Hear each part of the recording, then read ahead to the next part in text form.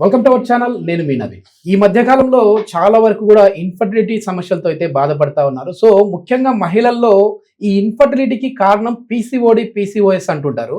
అసలు ఇది రావడానికి రీజన్ ఏంటి? పిల్లలు పుట్టే సామర్థ్యం పైన ఇది ఏ విధంగా పనిచేస్తూ ఉంటుంది? సో ఏ విధంగా ఆ పిల్లలు పుట్టే సామర్థ్యాన్ని తగ్గిస్తుంది? వీటికి హోమియోపతిలో ఎట్లాంటి మెడిసిన్స్ ఉన్నాయి? వీటి గురించి అడిగి తెలుసుకుందాం. ప్రస్తుతం మనతో డాక్టర్ కేర్ హోమియోపతి నుంచి డాక్టర్ శ్రీవిద్య గారు ఉన్నారు. హాయ్ మ్యామ్, నమస్తే అండి. నమస్తే అండి. మ్యామ్, చాలా వరకు కూడా మహిళల్లో పిల్లలు కలగట్లేదు అన్నప్పుడు మేము అన్ని రకాల టెస్టులు చేయించుకున్నామండి, కానీ పీసీఓడి, పీసీఓఎస్ వల్ల మాత్రమే మాకు పిల్లలు పుట్టట్లేదు అని చెప్పేసి అంటుంటారు. నిజంగా అంత ఇంపాక్ట్ చేస్తుంది మ్యామ్ ఇన్ఫర్టిలిటీకి? డెఫినెట్గా అండి. ప్రజెంట్ డేస్లో చూసుకుంటే ఎవరికి చాలా మంది ఉమెన్ మ్యారేజ్ అయిన 2 years తర్వాత పిల్లలు అవ్వకపోతే ఆ సిచ్యువేషన్ని ఇన్ఫర్టిలిటీ, సంతానలేమి కండిషన్గా పరిగణిస్తాం. సో వన్స్ డాక్టర్ దగ్గరికి అప్రోచ్ అయినప్పుడు మేల్ సైడ్, ఫీమేల్ సైడ్, 2 సైడ్లు రీజన్ ఎవరిలో ఉంది అనేది కన్క్లూజన్కి వచ్చిన తర్వాత ఇన్ఫర్టిలిటీకి రీజన్ ఏంటనేది మనకు ఐడియా వస్తుంది. ప్రజెంట్ డేస్లో చూసుకుంటే out of many issues PCOD major cause. ఎందుకంటే ఓవ్యులేషన్ ప్రభావం చూపిస్తుంది అక్కడ. పీసీఓడి హార్మోన్ ఇంబ్యాలెన్స్ ఉన్నప్పుడు అండం అనేది రిలీజ్ అవ్వకపోవడం, ఒకవేళ రిలీజ్ అయిన అది క్వాలిటీ సరిపడిన సైజ్ మేరకు 20 mm అనేది లేకుండా ఉండడం వల్ల ప్రెగ్నెన్సీ అనేది చాలా కష్టంగా ఉండడం, ఒకవేళ ప్రెగ్నెన్సీ వచ్చినప్పటికీ వితిన్ 3rd month లోపల మిస్క్యారేజెస్ అయిపోవడం అనేది ప్రజెంట్ జనరేషన్లో ఎక్కువగా చూస్తున్నాం. ఎందుకు పీసీఓడి, పీసీఓఎస్ ఎక్కువ అవుతున్నాయి కనుక చూసుకున్నట్లయితే ఫస్ట్ రీజన్ వచ్చేసి హార్మోన్ ఇంబ్యాలెన్స్. ఎల్హెచ్ ఎక్కువ అయిపోవడం, ఫాలిక్యులర్ స్టిమ్యులేటింగ్ హార్మోన్ అనేది చాలా డ్రాస్టిక్గా పడిపోవడం వల్ల ఎగ్ అనేది రిలీజ్ అవ్వడం లేదు ఉమెన్ సైడ్ నుంచి. అండ్ సెకండ్ రీజన్ వచ్చేసి అధిక బరువుతో ఉండడం, అంటే ఒబేసిటీ, ఓవర్ వెయిట్ ఉండడం వల్ల కూడా ఈ హార్మోన్ ఇంబ్యాలెన్స్ అనేది ఎక్కువగా ప్రభావం చూపిస్తున్నట్లుగా ప్రజెంట్ డేస్లో మనము క్లియర్గా కనపడుతుంది. అండ్ థర్డ్ రీజన్ వచ్చేసి జెనెటికల్ ఫ్యాక్టర్స్ అంటాము. పీసీఓడి అనేది due to multiple issues, complex disorder అవ్వడం వల్ల ప్రజెంట్ పీసీఓడి, పీసీఓఎస్ని నేమ్ అనేది పిఎంఓఎస్గా చేంజ్ చేయడం జరిగింది. పిఎంఓఎస్ అనేది అక్యురేట్ వర్డ్గా చెప్పుకోవచ్చు. ఎందుకు అంటే పీసీఓడిలో ఒక్క హార్మోన్ ఇంబ్యాలెన్స్ మాత్రమే కాదు, మల్టిపుల్ లెవెల్స్లో ఎఫెక్ట్ ఉండడం వల్ల ఈ పీసీఓఎస్ కంటే కూడా పిఎంఓఎస్ అనేది చాలా అక్యురేట్గా సూటబుల్ అవుతుంది. డిసీజ్ యొక్క తీవ్రతను చెప్తుంది. Complex disorder. First one is the genetical factor. పేరెంట్స్లో అంటే ఫాదర్ సైడ్ కానీ మదర్ సైడ్ కానీ డయాబెటీస్ కానీ ఒబేసిటీ కానీ ఎనీ మెటబాలిక్ ఇష్యూస్ ఉన్నప్పుడు పిల్లల్లో ఇలాంటి హార్మోన్ ఇంబ్యాలెన్సెస్, ఎస్పెషల్లీ పీసీఓడి, పీసీఓఎస్లు వచ్చే అవకాశం ఉంటుంది. అండ్ ఫస్ట్ వచ్చేసి జెనెటికల్ ఫ్యాక్టర్. సెకండ్ థింగ్ వచ్చేసి హార్మోన్ ఇంబ్యాలెన్స్, ఇంతకుముందు చెప్పినట్లుగా LH FSH disturbance. And third thing వచ్చేసి metabolic, due to sedentary life, stress factor, వీటి వల్ల మెటబాలిక్ డిజార్డర్స్ డెవలప్ అవడం వల్ల ఒబేసిటీ, వెయిట్ అనేది చాలా పెరిగిపోతుంది. So complex disorder, genetical, hormone, metabolic ఈ లెవెల్లో ఎఫెక్ట్ చూపిస్తుంది ఒక ఫీమేల్ బాడీలో. దానివల్ల పీసీఓఎస్ కంటే కూడా పిఎంఓఎస్ అనేది చాలా అక్యురేట్ వర్డ్. సో దీన్ని ఎలా రెక్టిఫై చేయాలి అనేది చాలా మంది అడుగుతుంటారు. మెయిన్ వచ్చేసి ఇది అంటే మనం పెళ్ళైన తర్వాత మాట్లాడుతున్నాం, పెళ్లికి ముందుగానే వాళ్ళకి ఈ సమస్య ఉందనేది ఏమైనా తెలిసే సంకేతాలు ఉంటాయండి? ఎందుకంటే పీరియడ్స్ అనేది ఇర్రెగ్యులర్గా వస్తుంది అన్నప్పుడు కొద్దిమంది నెగ్లెక్ట్ చేస్తూ ఉంటారు. అంటే 1-2 రోజులు అయితే పర్లేదు, కానీ ఒకసారి ఏమో 20th day వస్తే, ఇంకోసారి 10th కానీ, మళ్ళీ అంటే 1 cycle మిస్ అవుతూ ఉంటుంది, లేదు అని అంటే 15 days మిస్ అవుతూ ఉంటుంది. దాన్ని లైట్ తీసుకోవచ్చా, లేదంటే అదే ఏమైనా పీసీఓడి, పీసీఓఎస్కి ఏమైనా రీజన్? అంటే ఇప్పుడు పిఎంఓఎస్ ఐ థింక్, సో దీనికి రీజన్ అని అనుకోవచ్చు? డెఫినెట్గా అండి. ఇప్పుడు మ్యారేజ్ అయిన ఉమెన్ కాకుండా టీనేజ్ గర్ల్స్లో కూడా సిన్స్ మెనార్కే 14 years నుంచి 21 years వరకు కూడా ఈ ఏజ్ గ్రూప్ అమ్మాయిలు ఎక్కువ ఎఫెక్ట్ అవ్వడం జరుగుతుంది. సో ఓన్లీ డైరెక్ట్ స్కాన్ కాకుండా ఒక సిమ్టమ్స్తోనే మనము ఐడెంటిఫై చేయొచ్చు. మీరు అన్నట్లుగా first thing is menstrual disturbances. Natural cycles ఉండవు వీళ్ళలో. Either over bleeding, excess flow, లేదు అంటే లేట్ సైకిల్స్. 30 daysకి రావాల్సింది 3 monthsకి ఒకసారి, 4 months. ఈ 2 మెన్స్ట్రువల్ డిస్టర్బెన్సెస్లో ఏదన్నా ఒకటి సిగ్నల్ చూపిస్తుంది. మోస్ట్లీ లేట్ మెన్సెసే ఉంటుంది 80% ఆఫ్ ద గర్ల్స్లో. And second thing severe hair fall. Natural hair loss, hair fall అనేది per day hair cycle per day 15 నుంచి 60 స్టాండ్స్ వరకు నార్మల్గా లాస్ అవ్వడం. Okay. But hormone imbalance, PCOD, hypothyroid ఉన్న గర్ల్స్ లేదా ఉమెన్స్లో బంచెస్ లాగా ప్రొఫ్యూజ్ హెయిర్ ఫాల్, దాని హెయిర్ ఫాల్ కంటే కూడా హెయిర్ లాస్ అని చెప్తుంటాం. ఇది secondary criteria. And third thing, unequal skin distribution. Face, hands, neck ఇలా స్కిన్ అనేది ఒకలా ఉండదు. ప్యాచెస్ లాగా డార్క్ పిగ్మెంటేషన్. నెక్ రీజన్లో చూసుకున్నట్లయితే చాలా డార్క్గా కనపడుతుంది. అండ్ స్కిన్ టెక్స్చర్ కూడా రఫ్గా మారడం అండ్ అన్వాంటెడ్ హెయిర్. సో ఈ లక్షణాలు అనేవి ఒక గర్ల్ పీసీఓడితో సమస్యతో సఫర్ అవుతుంది అనేది మనం చూసి చెప్పొచ్చు. వీటితో ఉన్నప్పుడు కన్ఫర్మేషన్ కోసం hormone test like LHFSH and secondary ultrasound abdomen ద్వారా కన్ఫర్మ్ చేసుకోవడం జరుగుతుంది. హోమియోపతిలో వీటికి ఎట్లాంటి ట్రీట్మెంట్ ఉంది? హోమియోపతి అనేది బెస్ట్ అండి, ఎందుకంటే 2 రీజన్స్. ఒకటి, సైడ్ ఎఫెక్ట్స్ ఉండవు. హోమియో మెడిసిన్స్ అన్నీ కూడా న్యాచురల్గా దొరికే plant based and mineral based medication కాబట్టి zero chemical, so zero side effects. And second thing, homeo ఎప్పుడు రూట్ కాజ్ మీద బేస్ చేసి ఉంటుంది. ఇంతకుముందు చెప్పినట్లుగా PMOSకి రీజన్స్ చూసుకున్నట్లయితే genetical, hormone level, metabolic or local sedentary life or stress level. కాజ్ని బట్టి ట్రీట్మెంట్ ఉంటుంది. ఫర్ ఎగ్జాంపుల్ 3 గర్ల్స్ పీసీఓడితో వస్తే వాళ్ళకు డిఫరెంట్ అప్రోచ్ ఉంటుంది, డిఫరెంట్ ట్రీట్మెంట్ ఉంటుంది. మోడర్న్ మెడికేషన్ చూసాం అనుకోండి, 100 మందికి పీసీఓడి ఉంటే 100 మందికి ఒకటే మెడిసిన్, ఒకటే ప్రోటోకాల్, ఒకటే డైట్. ఇక్కడ చూసుకున్నట్లయితే పీసీఓడి గర్ల్స్ ఒబేస్ ఉండొచ్చు, అండర్ వెయిట్ ఉండొచ్చు. సో ఇండివిజువల్ అప్రోచ్ అనేది homeopathy first principle. So success rate కూడా మిగతా సిస్టమ్తో పోలిస్తే హోమియోతో 80 to 90% సక్సెస్. కానీ హోమియోపతికి ఉన్న ఒక అపోహ ఏంటంటే చాలా డిలే, అంటే లేట్ అవుతుంది ఇక్కడ మనం ఈ ట్రీట్మెంట్ తీసుకుంటే అని చెప్పేసి అంటూ ఉంటారు. అది ఎంతవరకు వాస్తవం? అంటే అది బాడీని బట్టి కరెక్ట్ రూట్ కాజ్ ఏంటని తెలుసుకొని మెడిసిన్ ఇస్తే వెంటనే తగ్గిన సందర్భాలు చూసారండి? 100% అండి. ఇది పేషెంట్ రాగానే ఫస్ట్ చెప్పే డౌట్ కూడా ఇదే. ఆల్రెడీ ఇన్ని రోజుల నుంచి ప్రాబ్లం ఉంది, ఇది ఇంకా లేట్ కదా అని మదర్స్ అడుగుతుంటారు. ఇది రాంగ్ అండి, అందరిలో ఒకలా ఉండదు. ఇప్పుడు 3 years నుంచి ప్రాబ్లం స్టార్ట్ అయిన వాళ్ళకి ఇమ్మీడియట్గా 3 to 4 months స్టార్ట్ అయిన వాళ్ళకి డ్యూరేషన్ ఆఫ్ ద ప్రాబ్లమ్ని బట్టి ట్రీట్మెంట్ ఉంటుంది. అంతే తప్ప అందరిలో బ్లైండ్గా ఉండదు. ఒక పీసీఓడి కేసు 3 months లో సాల్వ్ అయిన కేసు ఉంది, 1 year లో సాల్వ్ అయిన కేసు ఉంది. సో సొల్యూషన్ కూడా డిపెండ్స్ ఆన్ పర్సన్, వాళ్ళ హెల్దీ లైఫ్ స్టైల్ హ్యాబిట్స్ అనుకోవచ్చు, వాళ్ళ మెడికేషన్, ఎవ్రీథింగ్ మల్టిపుల్ ఫ్యాక్టర్స్ మీద డిపెండ్ అయి ఉంటుంది రిజల్ట్ కూడా. అందరికి బ్లైండ్ గా ఒక్కలా ఉండదు. ఇప్పుడు పెళ్ళైన తర్వాత మామూలుగా 2 years వరకు కూడా పిల్లలు లేకపోతే అది నార్మల్ అనుకోవచ్చు, కానీ 2 years దాటిన తర్వాత కూడా పిల్లలు లేకపోతే అది అబ్బాయిలో కానీ అమ్మాయిలో కానీ ప్రాబ్లం వచ్చే విధంగా ఉంటుంది అని చెప్పేసి అంటున్నారు డాక్టర్స్ మీరు. సో మరి ఆ ప్రాబ్లం వచ్చిన తర్వాత నిజంగా వీళ్ళకంటే ఈ PCOS వల్లనే ఈ ప్రాబ్లం వచ్చిందా, లేదు అని అంటే అబ్బాయిలకైతే ఈ స్పెమ్ కౌంట్ అవ్వచ్చు, తర్వాత వీళ్ళ మీద డిపెండ్ అయి ఉంటుంది. ఇక్కడ ఇది ఒకటే రీజన్ ఉంటుందా? లేదండి, అందరిలో ఒక్కలా ఉండదు. కొంతమందికి మెన్స్ట్రువల్ సైకిల్స్ బాగుంటుంది, స్కాన్ నార్మల్ గా చూపిస్తుంది, వేరే రీజన్స్ కూడా ఉండొచ్చు. ఫర్ ఎగ్జాంపుల్ రీసెంట్ గా మేము ఒక ఉమెన్ చూసామండి, 27 years old. తన వెయిట్ ప్రాపర్ గా ఉంది అండ్ మెన్స్ట్రువల్ సైకిల్స్ కరెక్ట్ గా ఉంది, స్కాన్ నార్మల్ గా ఉంది, ఫాలిక్యులర్ స్టడీ చూసుకుంటే ఓవ్యులేషన్ కూడా బాగుంది. బట్ తనలో చూసుకున్నట్లయితే ఏంటంటే RA ఫ్యాక్టర్ పాజిటివ్ గా ఉంది, అంటే రుమటాయిడ్ ఆర్థరైటిస్ అంటారు. సో రుమటాయిడ్ ఆర్థరైటిస్ తనకు 5 to 6 years నుంచి ఉండడం వల్ల స్టీరాయిడ్స్ మెడికేషన్ మీద ఉంది. సో కొంతమందిలో ఈ స్టీరాయిడ్ మెడికేషన్ అనేది ఇమ్యూన్ సప్రెస్ అవ్వడం వల్ల కూడా ప్రెగ్నెన్సీ డిలే అవకాశం ఉంటుంది. అండ్ ఈ ఆటో ఇమ్యూన్ ఫ్యాక్టర్ ఎక్కువగా ఉన్నప్పుడు ప్రెగ్నెన్సీ వచ్చినప్పటికీ బేబీ డెవలప్మెంట్ ఉండదు. సో రిపీటెడ్ అబార్షన్స్ అయ్యే అవకాశం ఉంటుంది. సో ఎప్పుడైనా సరే ఇన్ఫర్టిలిటీకి రీజన్ ఒకలా ఉండదు, డిఫరెంట్ రీజన్స్ ఉండొచ్చు. ఇప్పుడు థైరాయిడ్ ఉన్న వాళ్ళలో కూడా ఈ మిస్క్యారింగ్ అనేది చూస్తూ ఉంటాం కదా, సో దానికి రీజన్ ఏంటి? థైరాయిడ్ లో 2 types ఉంటాయి, hypothyroid and hyperthyroidism. Thyroid medication తో కంట్రోల్ ఉన్నంత వరకు ఏమి అవ్వదు, ఒక women equal to normal healthy person. Ovulation కూడా బాగుంటుంది.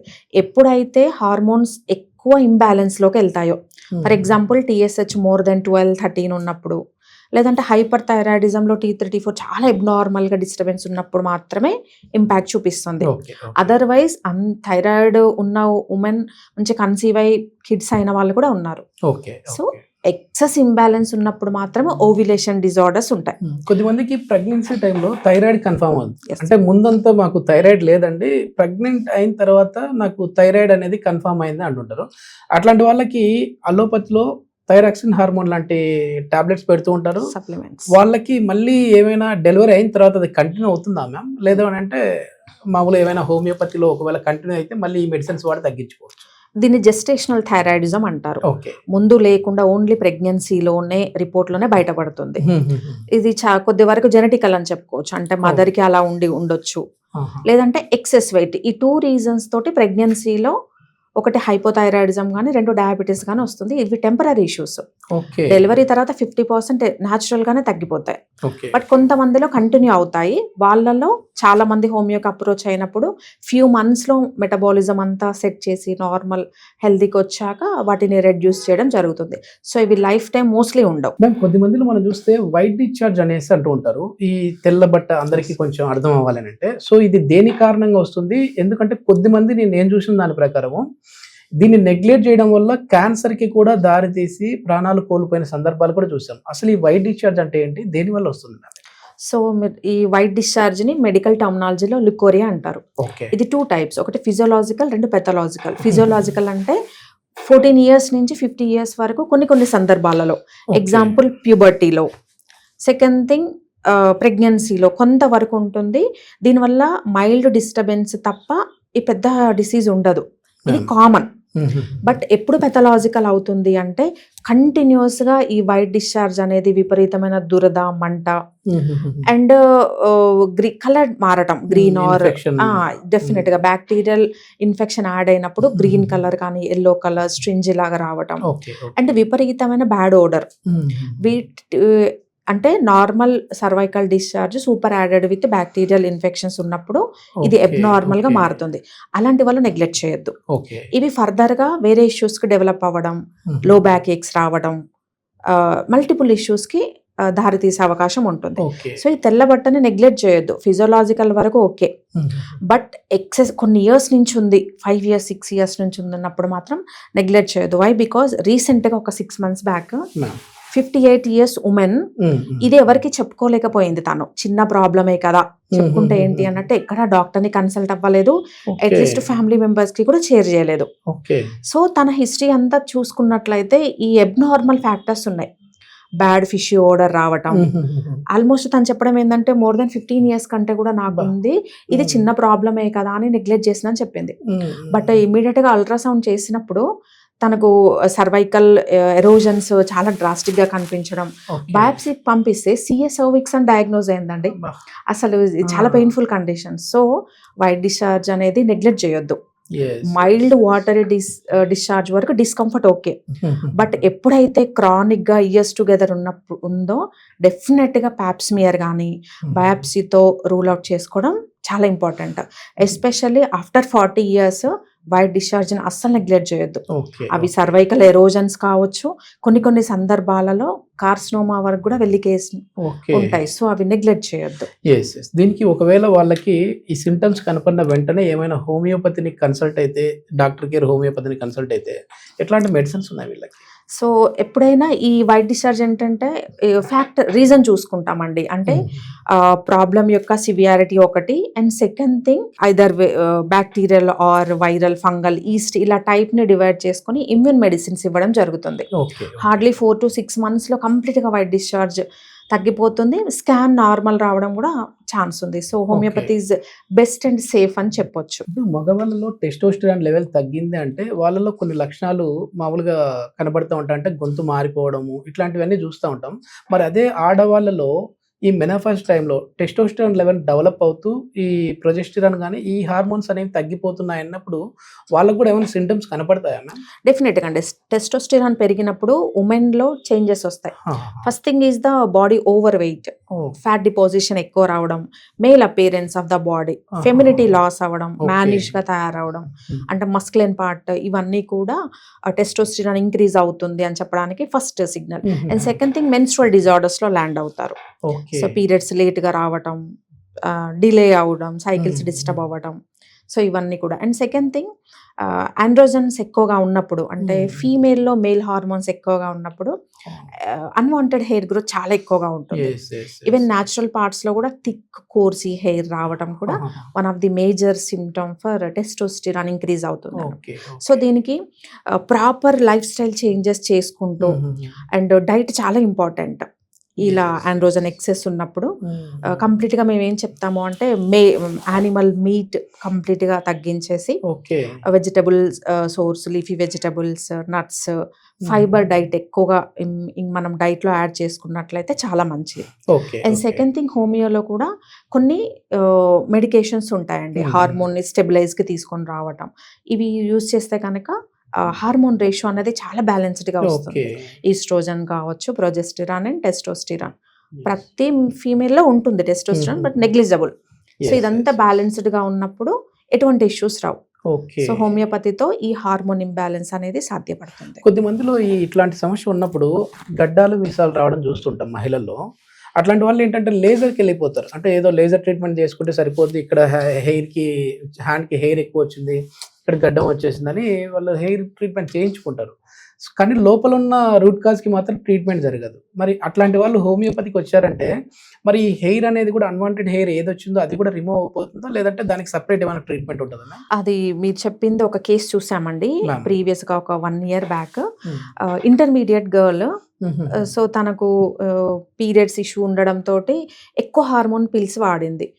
బిఫోర్ యూజ్ చేయడం కంటే కూడా ఈ సింథటిక్ హార్మోన్స్ వాడిన తర్వాత ఈ కోర్స్ హెయిర్ ఎక్కువ అయిపోయింది. ఫేషియల్ హెయిర్ కానివ్వచ్చు, హ్యాండ్స్ మీద ఉన్న హెయిర్. సో అంత ఎక్సెస్గా ఉన్నప్పుడు ఎక్స్టర్నల్ సపోర్ట్ అవసరం.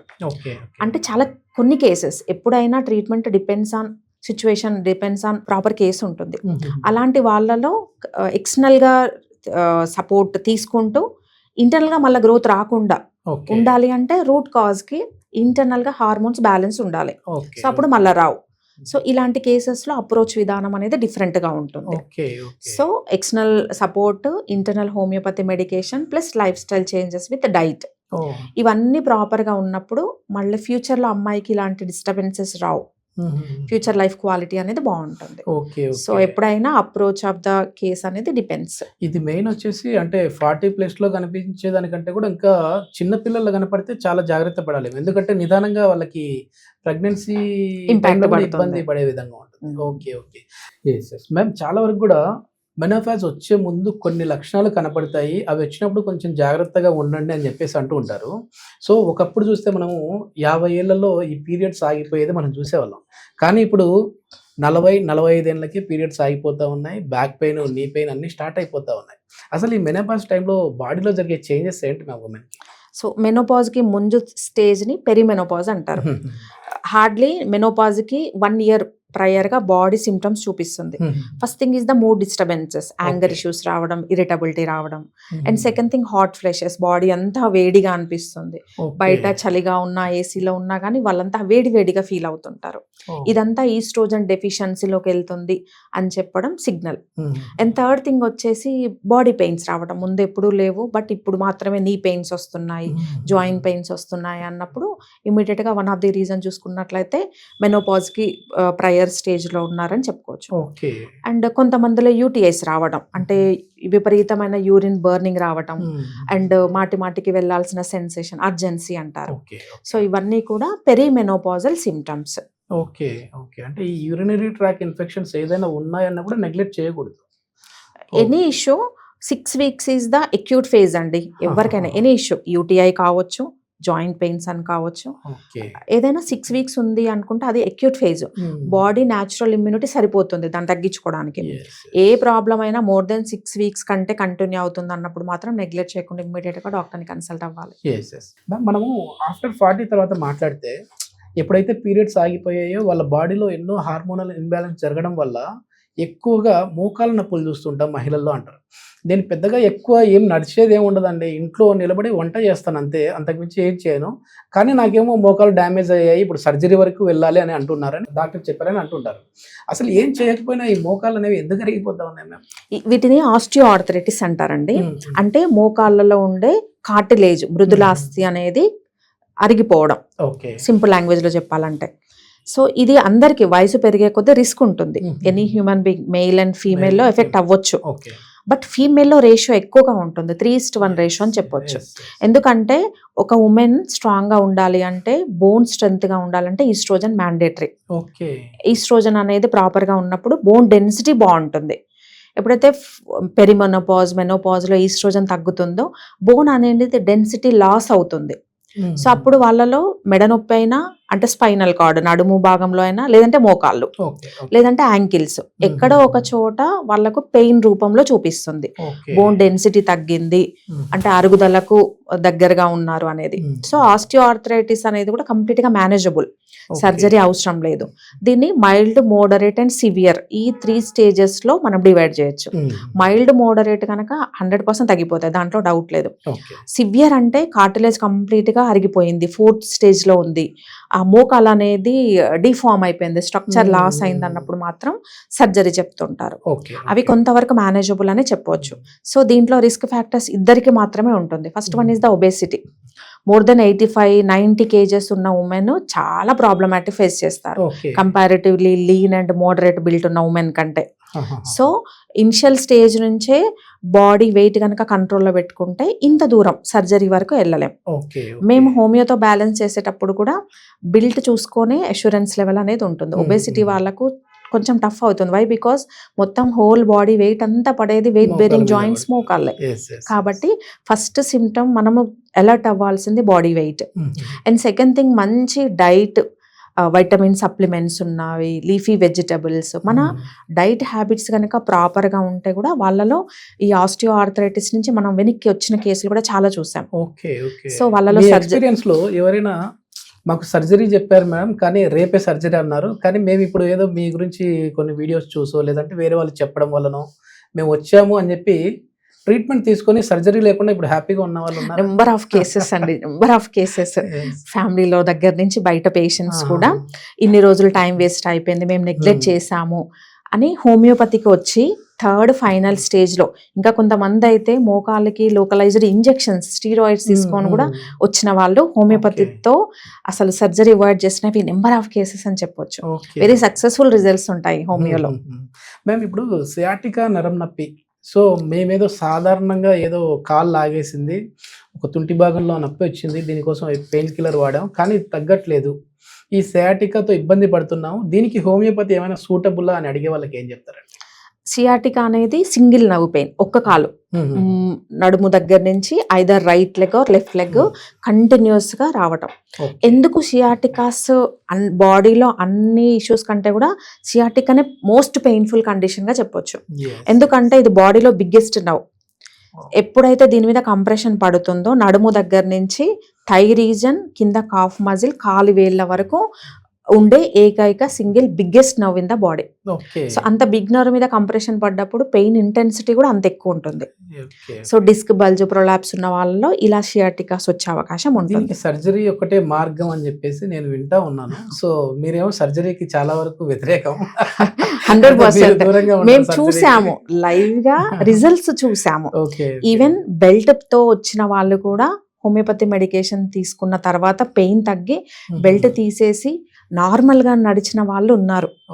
సో అది పాసిబుల్ అవుతుంది కాబట్టి ఇంత కాన్ఫిడెంట్ గా చెప్పడం జరుగుతుంది. హోమియోపతిలో లేట్ ఉంటది రిజల్ట్స్ అనేది అంటుంటారు కదా, మరి ఇక్కడ చూస్తేమో సివియర్ పెయిన్ ఉంటది, మేము అక్కడ చూస్తేమో అలోపతిలో ఏదో పెయిన్ కిల్లర్ అసిక్లోపినాక్ లాంటిది వేసుకుంటే మాకు తగ్గిపోతుంది కదా అనే వాళ్ళకి ఇక్కడ ఇన్స్టాంట్ పెయిన్ కిల్లర్ లాంటివి ఉంటాయన్నా?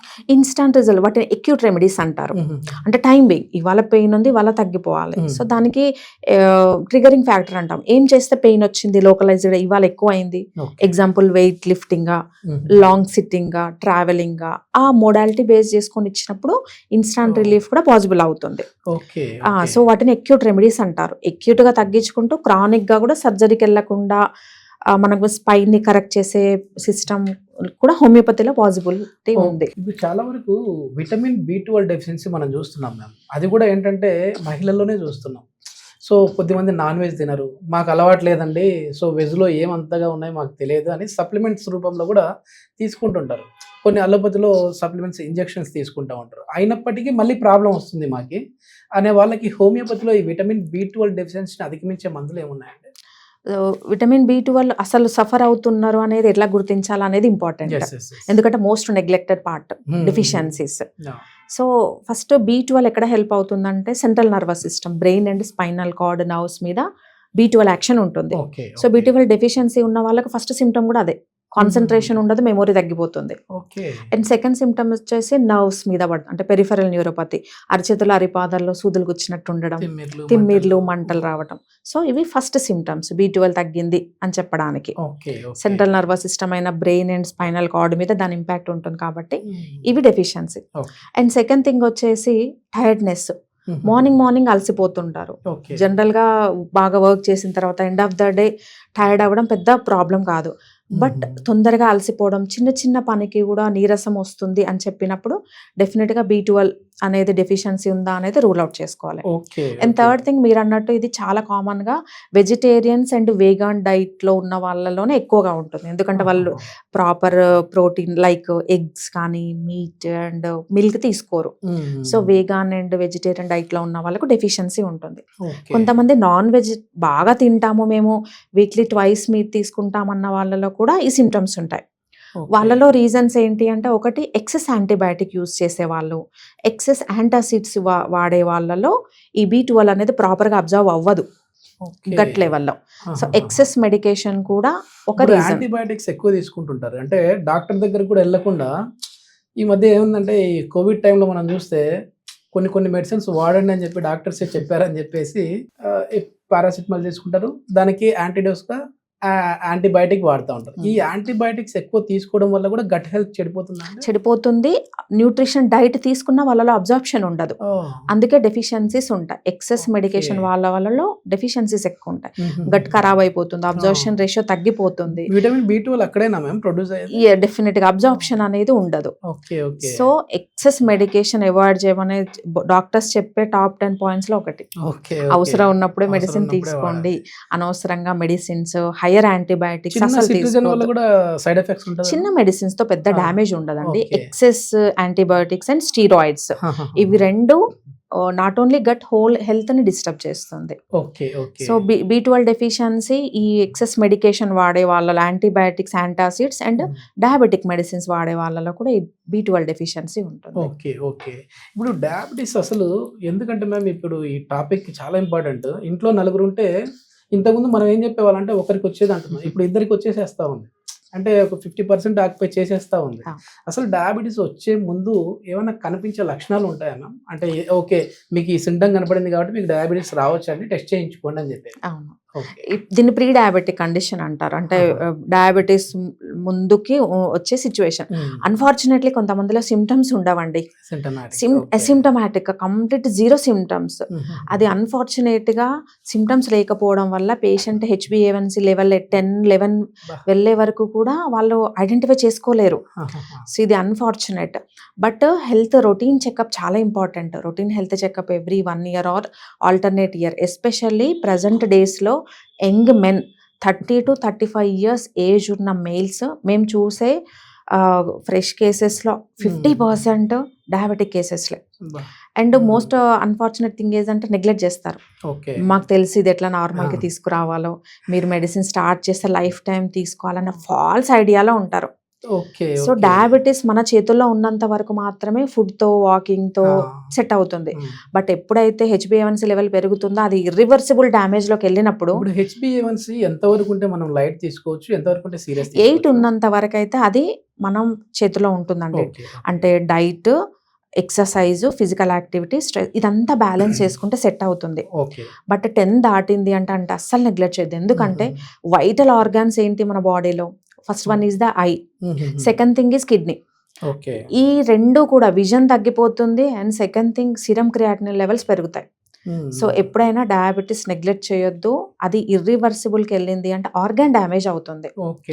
సో అది డాక్టర్స్ని అర్థం చేసుకోవాలి. ఎందుకంటే అక్కడ అవసరం ఉంటేనే మీకు మెడిసిన్ ప్రిస్క్రైబ్ చేస్తారు, అన్నెసరిగా ప్రిస్క్రైబ్ చేయరు.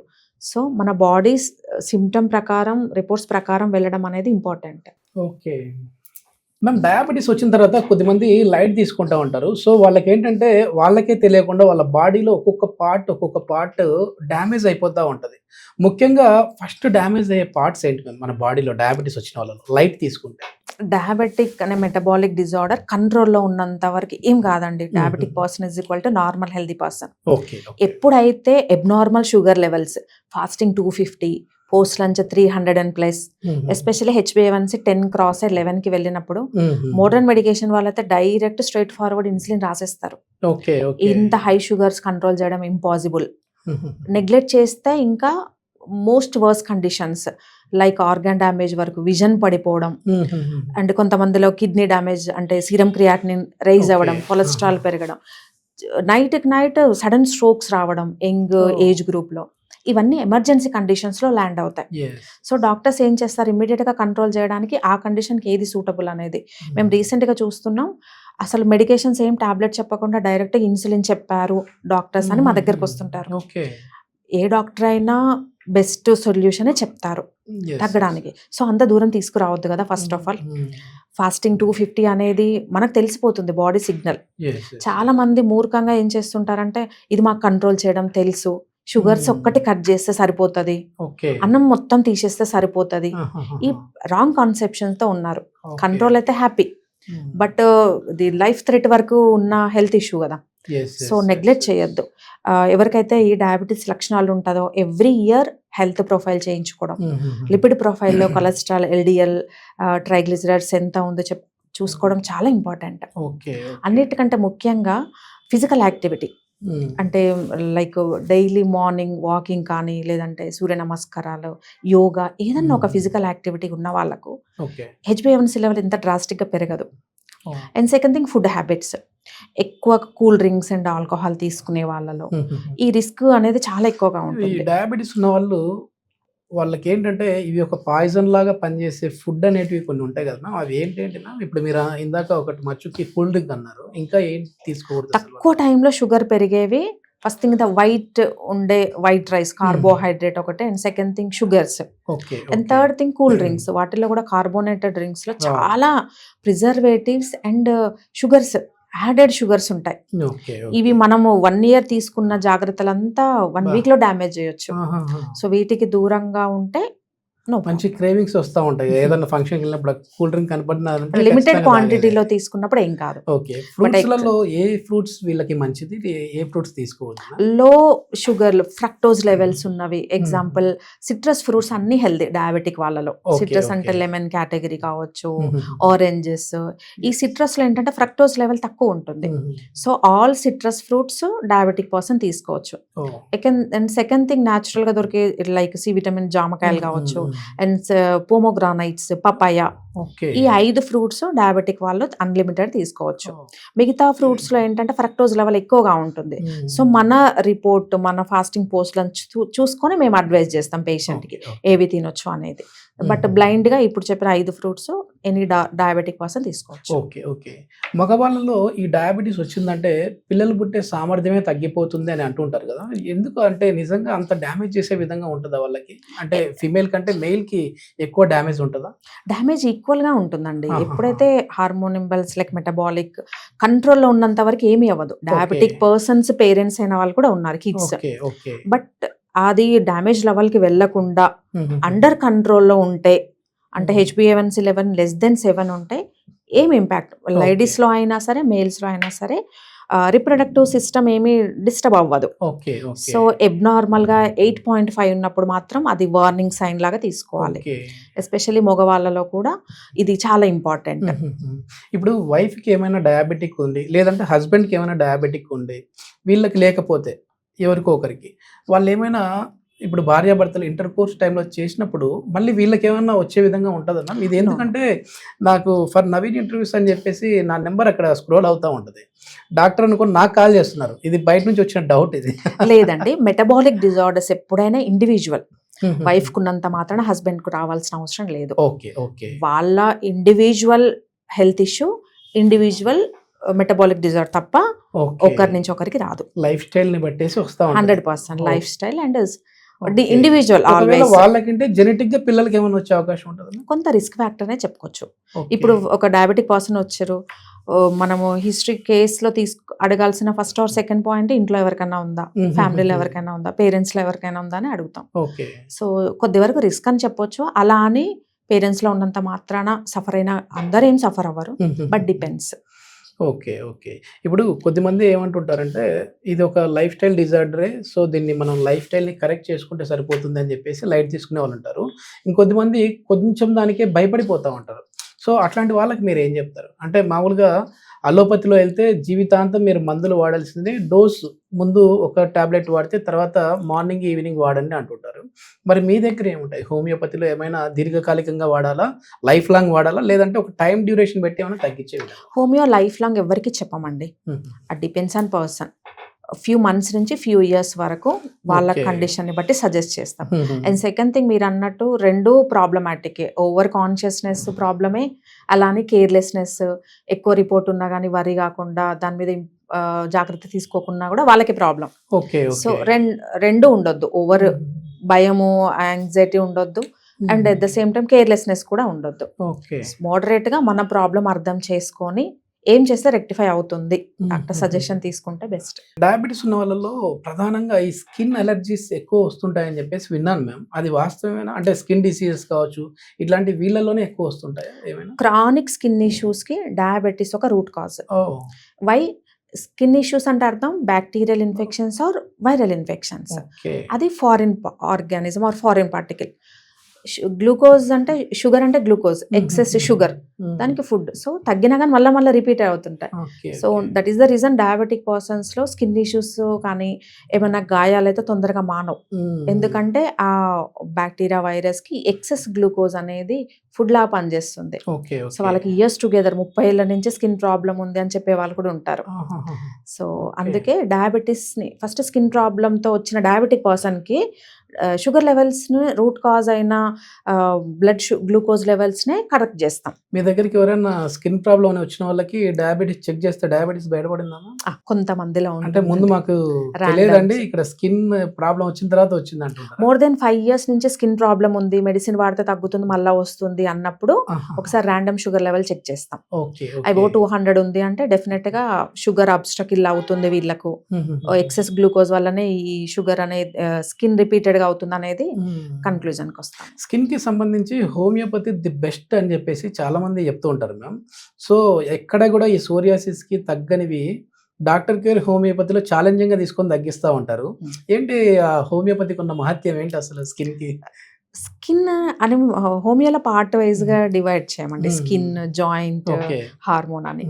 ఏ హెల్త్ ప్రాబ్లం అయినా ఎస్పెషల్లీ క్రానిక్ డిజార్డర్స్ కి హిస్టరీ అంతా తీసుకొని కాజ్, ఆన్సెట్ ఎక్కడ స్టార్ట్ అయింది, కాజ్ ఏంటి అనేది మేము ఫోకస్ చేసి హోలిస్టిక్ అండ్ ఇండివిజువలైజ్డ్ అప్రోచ్. కాబట్టి సక్సెస్ రేట్ కూడా హోమియోపతి తోటే.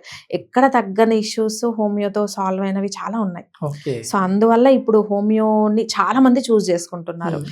స్కిన్ డిసీజ్ కి, సోరియాసిస్ కి అంటే ఏమైనా మనం తెలుసుకోవచ్చా మ్యామ్? అంటే ఇది నార్మలే కదా, ఏదో హిచ్చింగ్ వచ్చేసింది, లైట్ తీసుకున్నాను, తర్వాత అది కొంచెం మరీ ఎక్కువ దురద ఎక్కువ అయిపోవడం, పెద్దగా అయిపోవడం, ఇట్లాంటివి ఏమన్నా అంటే ఏమైనా లక్షణాలు కనపడతాయా సోరియాసిస్? సోరియాటిక్ ప్యాచ్ చూడగానే ఐడెంటిఫై చేయొచ్చు. అంటే dark red or dark colour లో ప్యాచ్ ఉంటుంది, దానిపైన మైనం లాగా అంటారు, అంటే సిల్వరీ ఫిష్ స్కేల్ పులుసుల్లాగా ఉండి స్కేల్స్ లాగా స్క్రాచ్ చేసినప్పుడు పొట్టు రాలుతుంది. అండ్ విపరీతమైన దురద, సోరా అనే వర్డ్ అర్థమే దురద. ఏ స్కిన్ ప్రాబ్లం లో లేనంత దురద సోరియాసిస్ లో ఉంటుంది. సో ఆ నేమ్ టర్మినాలజీ కూడా సోరా మీన్స్ ఇచ్చింగ్. ఏ స్కిన్ ఇష్యూలో లేనంత దురద సోరియాసిస్ లో ఉంటుంది. అంత violent itching, silvery scales with red borders. ఇది characteristic feature of the psoriatic patches. మిగతా ఏ డిసీజ్ లో ఇంత క్లినికల్ గా ఉండవు.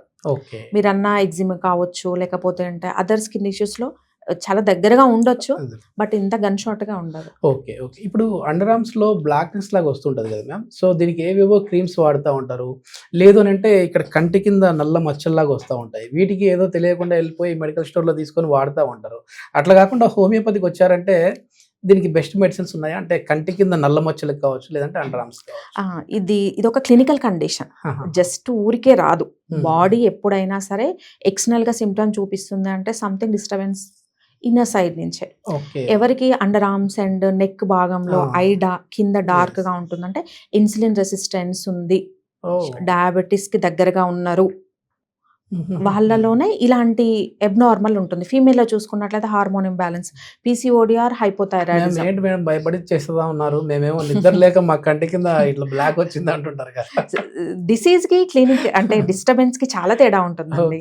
డిస్టర్బెన్స్ అంటే మీరు నిద్ర లేకుండా వచ్చినవి మళ్ళీ రెస్ట్ తర్వాత అంతా క్లియర్ గా కనిపించదు కదా. సో మీరు అన్నది డార్క్ ప్యాచ్ కాబట్టి అంత క్లినికల్ గా కూడా మా దగ్గరికి వస్తుంటారు కాబట్టి అబ్జర్వ్ చేయడం జరుగుతుంది. దీర్ఘకాలికంగా ఉన్న వాళ్ళైతే ఖచ్చితంగా డయాబెటీస్ టెస్ట్ చేయించుకోవాలి. ఇన్సులిన్ రెసిస్టెంట్ ఉంటేనే ఇలా స్కిన్ అనేది అన్ఈక్వల్ డిస్ట్రిబ్యూషన్. పర్టికులర్ మెడిసిన్స్ ఉన్నాయన్నా అంటే ఏమైనా ఇప్పుడు హోమియోపతిలో మేము చూస్తే సన్నటి గుండ్లు మాత్రమే ఇస్తా ఉంటారు, ఇట్లాంటి పూతల్లాగా కూడా ఉంటాయా మ్యామ్? నో అండి, ఎక్స్టర్నల్ హోమియో ఉండదు, ఓన్లీ ఇంటర్నల్ ని కాజ్ ని రెక్టిఫై చేయడమే హోమియోపతి ట్రీట్మెంట్ తప్ప external supplements like external creams అవేమి పెద్దగా రికమెండ్ చేయం. ఓకే. దీనికి కూడా ఇప్పుడు ఇట్లాంటి బ్లాక్నెస్ పోవాలన్నా ఇవి ఇస్తారు, internal peels and sufficient rest, proper sleep. ఇప్పుడు మ్యారేజ్ అయిన ఉమెన్ కాకుండా టీనేజ్ గర్ల్స్ లో కూడా సిన్స్ మెనార్కే 14 years నుంచి 21 years వరకు కూడా ఈ ఏజ్ గ్రూప్ అమ్మాయిలు ఎక్కువ ఎఫెక్ట్ అవ్వడం జరుగుతుంది. సో ఓన్లీ డైరెక్ట్ స్కాన్ కాకుండా ఒక సిమ్టమ్స్ తోనే మనము ఐడెంటిఫై చేయొచ్చు. మీరు అన్నట్లుగా first thing is menstrual disturbances. Natural cycles ఉండవు వీళ్ళలో, either over bleeding, excess flow, లేదు అంటే లేట్ సైకిల్స్. 30 days కి రావాల్సింది 3 months కి ఒకసారి, 4 months. ఈ రెండు మెన్స్ట్రువల్ డిస్టర్బెన్సెస్ లో ఏదన్నా ఒకటి సిగ్నల్ చూపిస్తుంది. మోస్ట్లీ లేట్ మెన్సెస్ ఉంటుంది 80% ఆఫ్ ద గర్ల్స్ లో. And second thing severe hair fall.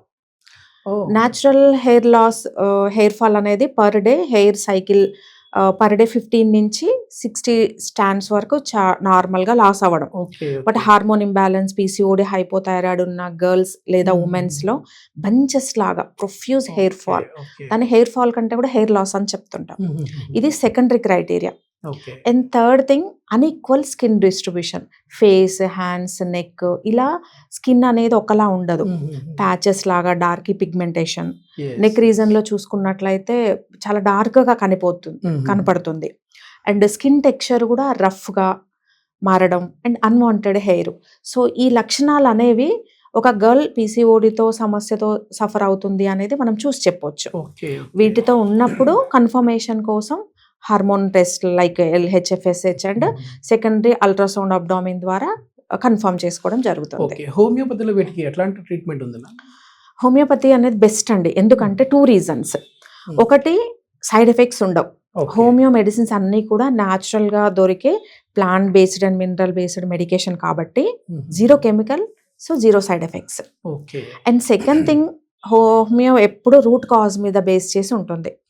ఇంతకుముందు చెప్పినట్లుగా PMOS కి రీజన్స్ చూసుకున్నట్లయితే genetical, hormone level, metabolic or local sedentary life or stress level. Cause ని బట్టి ట్రీట్మెంట్ ఉంటుంది. ఫర్ ఎగ్జాంపుల్ 3 girls పీసీఓడితో వస్తే వాళ్ళకు డిఫరెంట్ అప్రోచ్ ఉంటుంది, డిఫరెంట్ ట్రీట్మెంట్ ఉంటుంది. మోడర్న్ మెడికేషన్ చూసాం అనుకోండి, 100 మందికి పీసీఓడి ఉంటే 100 మందికి ఒకటే మెడిసిన్, ఒకటే ప్రోటోకాల్, ఒకటే డైట్. ఇక్కడ చూసుకున్నట్లయితే పీసీఓడి గర్ల్స్ ఒబేస్ ఉండొచ్చు, అండర్ వెయిట్ ఉండొచ్చు. సో ఇండివిజువల్ అప్రోచ్ అనేది homeopathy first principle. So success rate కూడా మిగతా సిస్టమ్ తో పోలిస్తే హోమియోతో 80 to 90% సక్సెస్ ఉంది. కానీ హోమియోపతికి ఉన్న ఒక అపోహ ఏంటంటే చాలా డిలే, అంటే లేట్ అవుతుంది ఇక్కడ మనం ఈ ట్రీట్మెంట్ తీసుకుంటే అని చెప్పేసి అంటూ ఉంటారు. అది ఎంతవరకు వాస్తవం? అంటే అది బాడీని బట్టి కరెక్ట్ రూట్ కాజ్ ఏంటని తెలుసుకొని మెడిసిన్ ఇస్తే వెంటనే తగ్గిన సందర్భాలు చూసారండి? 100% అండి. ఇది పేషెంట్ రాగానే ఫస్ట్ చెప్పే డౌట్ కూడా ఇదే. ఆల్రెడీ ఇన్ని రోజుల నుంచి ప్రాబ్లం ఉంది, ఇది ఇంకా లేట్ కదా అని మదర్స్ అడుగుతుంటారు. ఇది రాంగ్ అండి, అందరిలో ఒకలా ఉండదు. ఇప్పుడు 3 years నుంచి ప్రాబ్లం స్టార్ట్ అయిన వాళ్ళకి ఇమ్మీడియట్ గా 3 to 4 months స్టార్ట్ అయిన వాళ్ళకి డ్యూరేషన్ ఆఫ్ ద ప్రాబ్లమ్ ని బట్టి ట్రీట్మెంట్ ఉంటుంది. అంతే తప్ప అందరిలో బ్లైండ్ గా ఉండదు. ఒక పీసీఓడి కేసు 3 months లో సాల్వ్ అయిన కేసు ఉంది, 1 year లో సాల్వ్ అయిన కేసు ఉంది. సో సొల్యూషన్ కూడా డిపెండ్స్ ఆన్ పర్సన్, వాళ్ళ హెల్దీ లైఫ్ స్టైల్ హ్యాబిట్స్ అనుకోవచ్చు, వాళ్ళ మెడికేషన్, ఎవ్రీథింగ్ మల్టిపుల్ ఫ్యాక్టర్స్ మీద డిపెండ్ అయి ఉంటుంది రిజల్ట్ కూడా. ఓకే. అందరికి బ్లైండ్గా ఒక్కలా ఉండదు. మెయిన్ ఈ నర్వ్ వీక్నెస్ ఉన్న వాళ్ళకి ది బెస్ట్ ఫుడ్ అంటే ఏం చెప్తారు మేము? ఎందుకంటే హోమియోపతి కావచ్చు, ఆయుర్వేద కావచ్చు, న్యాచురోపతి కావచ్చు, ఫుడ్కి కూడా అంతే ప్రాధాన్యత ఇస్తారు మీరు ఆయుష్ వాళ్ళు. ఎస్. సో ఎట్లాంటి ఫుడ్ తీసుకుంటే ఈ నర్వ్ వీక్నెస్ అనేది అరికాల్లో మంటలు తిమ్మిరు తగ్గుతాయి? నవ్ వీక్నెస్ అంటున్నారు.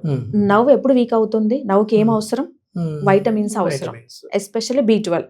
B12 ఎవరిలో తగ్గుతుంది? ప్రాపర్ ఫుడ్ ఇంటేక్ తీసుకునే వాళ్ళలో. అండ్ సెకండ్ థింగ్, మెడిసిన్ ఎక్కువ తీసుకునే వాళ్ళలో ఆల్కహాల్ కన్సంప్షన్స్ ఉన్నాయి. ఈ కారణాలను రెక్టిఫై చేస్తే 50% ఆఫ్ ద ప్రాబ్లమ్ సాల్వ్ అవుతుంది. ఆల్కహాల్ తీసుకునే వాళ్ళలో కూడా B12 తగ్గుతుంది, డెఫిషియన్సీలోకి వెళ్ళిపోతుంది. సో ఇవి external factors. Cause for the B12 డెఫిషియన్సీకి రీజన్స్ ఇవి. సో 50% అవి తీసేస్తే ఆ నర్వ్ అనేది స్ట్రెంత్ అవుతుంది. అండ్ సెకండ్ థింగ్, నర్వ్ స్టామినాకి కావాల్సింది B12. B12 ఎక్కువ దొరికేది ఏంటి? లైక్ నట్స్ లో ఉంటుంది, మిల్క్. సో నట్స్ అంటే మనకు జనరల్ గా చూసుకునేవి chia seeds, flax seeds, egg, milk, leafy vegetables. Proper natural food తీసుకున్నట్లయితే ఈ B12 supplement. And single polished rice లో కూడా ప్రాపర్, ఎందుకంటే కవర్ లేయర్ ఉంటుంది కదండి, ఎనీ నట్ లేయర్ లో B12 ఉంటుంది. సో సింగిల్ పాలిష్డ్ రైస్ కూడా మేము అడ్వైజ్ చేస్తుంటాం. ఇవి న్యాచురల్ గా తీసుకున్నట్టయితే సప్లిమెంట్స్ కూడా అవసరం లేదు. మెయిన్ ప్రజెంట్ డేస్ లో క్రానిక్ ఇష్యూస్ అండి, అసలు సాల్వ్ అవ్వని ఇష్యూస్, 30 years నుంచి 20 years నుంచి ఉన్న మొండి రోగాలకు హోమియోపతిలో మంచి సొల్యూషన్స్ ఉన్నాయనేది మేము ప్రాక్టికల్గా చూస్తున్నాం. సోరియాసిస్ కానివ్వండి, especially auto immune disorders like rheumatoid arthritis, steroids తీసుకుంటారు, అసలు దీనికి సొల్యూషన్ లేదన్నారు, లైఫ్ టైం వాడమన్నారు అనేది మా దగ్గరకు వచ్చి చెప్పే ఫస్ట్ పాయింట్. బట్ ఇది రాంగ్ అండి. హోమియోపతిలో ఆటో ఇమ్యూన్ డిసీజెస్కి కూడా చాలా మంచి ట్రీట్మెంట్. ఈవెన్ స్టీరాయిడ్స్ కూడా మేము స్లోగా తగ్గించుకుంటూ వచ్చేసి RA ఫ్యాక్టర్ నెగిటివ్కి వచ్చిన కేసెస్, నెంబర్ ఆఫ్ కేసెస్ ఉన్నాయి. సో ఆటో ఇమ్యూన్ డిసీజ్కి సొల్యూషన్ లేదు అనేది 100% రాంగ్. ఆటో ఇమ్యూన్ డిసీజ్కి excellent permanent safe medication homeopathy అని చెప్పొచ్చు. నా ఎక్స్పీరియన్స్లో నేను చూసినవి RA ఫ్యాక్టర్స్, బయట నుంచి స్టీరాయిడ్స్ తీసుకొని దీన్ని తగ్గలేదు అన్న వాళ్ళు చాలా మంది. With in 2 to 3 years RA factor negative రావడం, స్టీరాయిడ్స్ తగ్గించడం, చాలా హెల్దీగా అనేది పాసిబుల్ అవుతుంది. Okay. Thank you ma'am, specially ఎందుకంటే మీ విలువైన టైం అయితే మాకు కేటాయించారు. సో ఎవరైనా సరే మీరు మోకాళ్ళ నొప్పులు కానీ, లేదు మేము వెయిట్ లాస్ అవ్వాలనుకుంటున్నాం కానీ, లేదు PCOS ప్రాబ్లంతో బాధపడుతున్నాం అనుకునే వారికి కానీ హోమియోపతిలో అయితే ది బెస్ట్ మెడిసిన్స్ ఉన్నాయని చెప్పేసి డాక్టర్ గారు చెప్తున్నారు. సో ఎవరైనా ఈ హోమియోపతి ట్రీట్మెంట్ తీసుకోవాలి అని అనుకుంటే కింద స్క్రోల్ అయ్యే నెంబర్కి కాల్ చేసేసి మీరు డాక్టర్ కేర్ వారిని అయితే సంప్రదించవచ్చు. Thank you ma'am. ఇప్పుడు చెప్పిన సమస్యతో ఎవరైతే బాధపడుతున్నారో సేఫ్ అండ్ పర్మనెంట్ సొల్యూషన్ కోసం ప్రయత్నం చేస్తున్న వాళ్ళు కింద స్క్రోల్ అవుతున్న నెంబర్కి కాల్ చేసి డైరెక్ట్గా సంప్రదించగలరు.